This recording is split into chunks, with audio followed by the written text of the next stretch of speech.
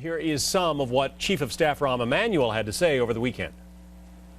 When you go through all the analysis, it's clear that basically we had a war for 8 years that was going on. That's adrift.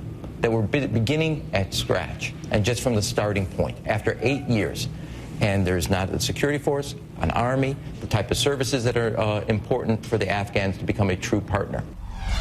Fox News contributor Karl Rove was senior advisor and deputy chief of staff to President Bush. I imagine you have a different view of what Mr. Emanuel had to say about the way the Bush administration conducted the war. Yeah, what world has he been living in? The Taliban was removed from power. A constitution was written, a modern constitution, the first democratic elections in the history of Afghanistan. The Karzai government was formed after a loyal jirga in which the tribes agreed to join together. Militias were disarmed. Warlords were put on the sidelines. The situation began to improve. It was in 2007 and 2008 that the enemy began to strike back again.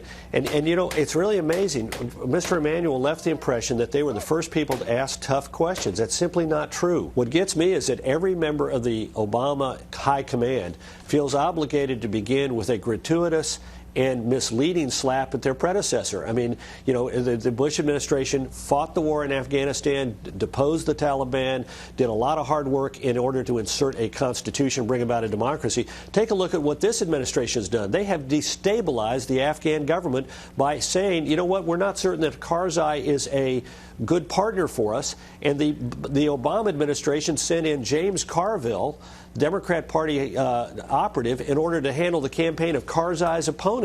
And then they expressed surprise when Karzai is trying to cut side deals with the remaining warlords and regional powers in Afghanistan in order to make sure that he has a power base if the Americans pull the rug out from underneath him. I mean, it's really unusual that this administration is so quick to criticize the Bush administration when they are really destabilizing the regime in Afghanistan in a fundamental way.